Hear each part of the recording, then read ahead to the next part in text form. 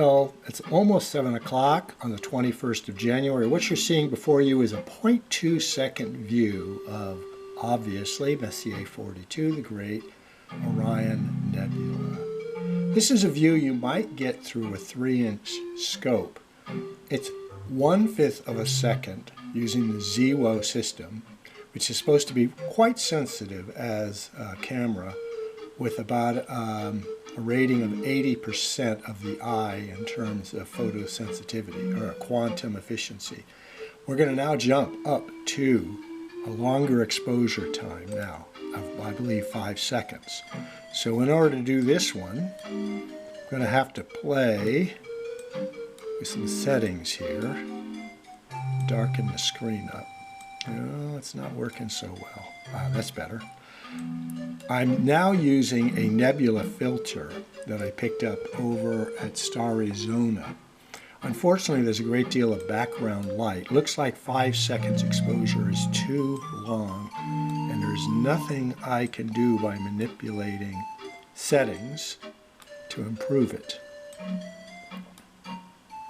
So that's probably the best setting we're going to get there. So what I'm going to do is reduce the exposure time. Now that's not a bad view.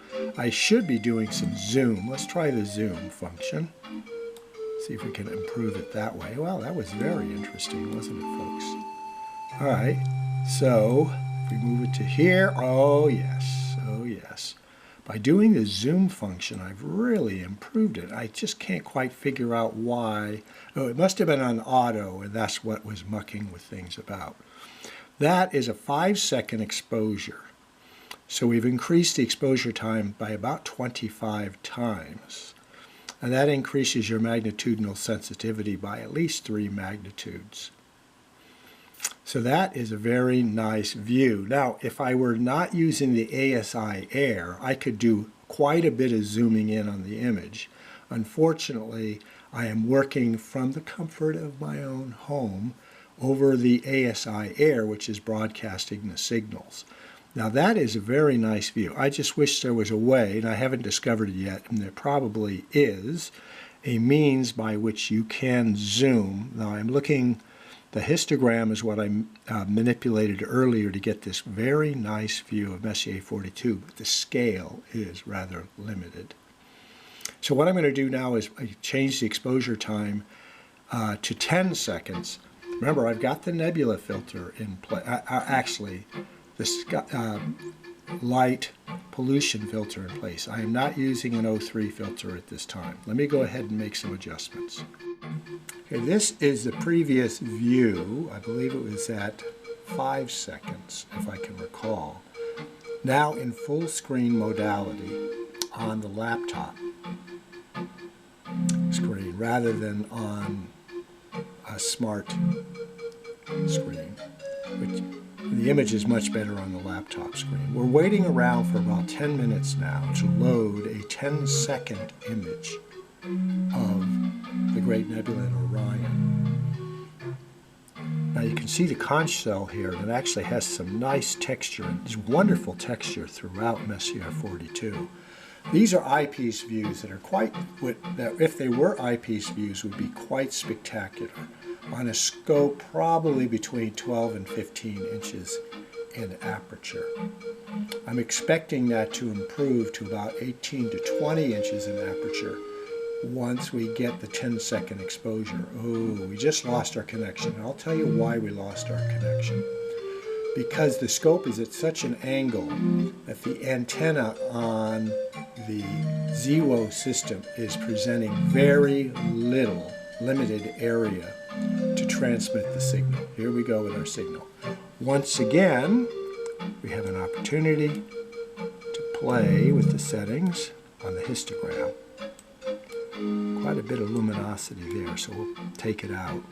So, I do believe we have improved quite a bit in terms of texture. We're obviously overexposing the core where the trapezium progenitor stars are located. But look, we're actually seeing texture, and almost looks like eyes inside the eagle's beak is what I call this nebulosity in here. So I am quite pleased, given the fact that we are looking through skies that show stars no brighter than magnitude 3, using the light filter, the deep sky filter, which basically selects and filters out light from commercial and other domestic sources reflecting off the atmosphere. So here is a rather very nice view, and I have to tilt the camera back a little bit because I made an adjustment here, of the Great Nebula and Orion. Now I had hoped to make a tour of the rounders, which is all the circumpolar studies north, 45 degrees north latitude and further up this evening, but because I was limited in what stars I could do an alignment to, I would be several degrees off from any study that I was to present on, and I'd have to go searching for it, and it's impossible, really, to do so on this kind of mount because it's just not particularly good, and these would all be relatively faint NGCs anyway, so I'd never have a guarantee. But let's take a look back at the original screen. Let's expanding it out. Let's see if we can get back, I think it's escape, to our original, well, I'm not seeing it.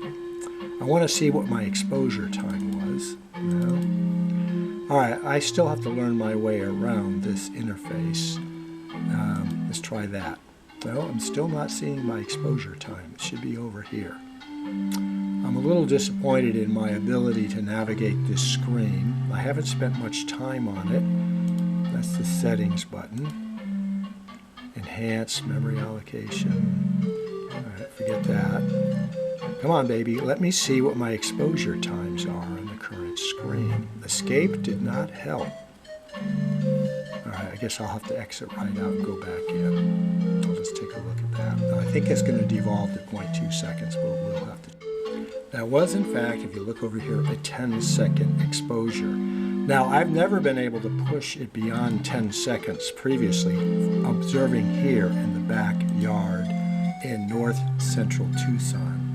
But let's see what we can do if we come up with a 30-second exposure. And I'm going to turn the camera off while that accumulates.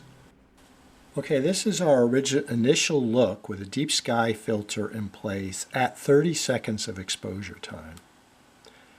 Obviously, we got to do a lot with the histogram here.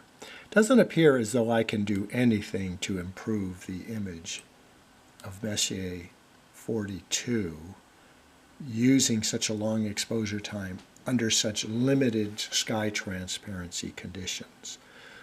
So let's call it that. Maybe we'll go back to the original. Let's go back to a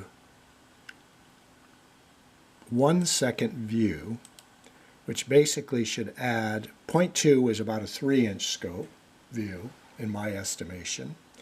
And so we're now multiplying the exposure time by 5, and that typically adds about 2, maybe 2.5 magnitudes to reach, which would be pretty impressive, because that would effectively, certainly more than double the aperture of the scope, maybe 8 or 9-inch aperture scope in terms of its ability to capture light and present it to the eye.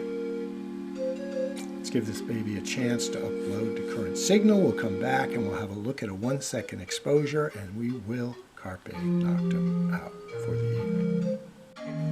All right, here's our 1-second exposure. However, we do have to play with the histogram in order to get a good view. All right. Here we go.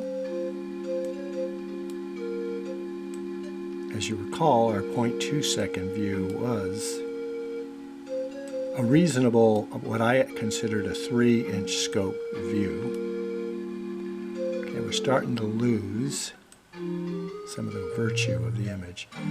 I would call this about a 6-inch scope view. In fact, I saw a view that was very reminiscent of this just the other evening when I relocated the scope to a friend's house in Sonoyta, which was at about 5,000 feet as opposed to 2,500, and with no light pollution present. at the eyepiece, this is kind of a similar view to a 6-inch scope.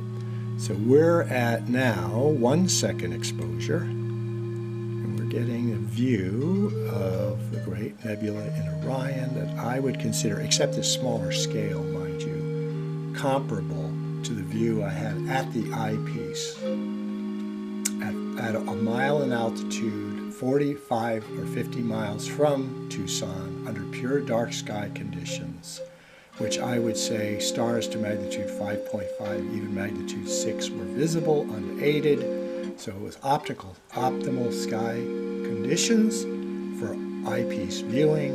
And here we are getting a comparable view under much poorer conditions with a great deal of light pollution, some of which is being excluded by a deep sky filter.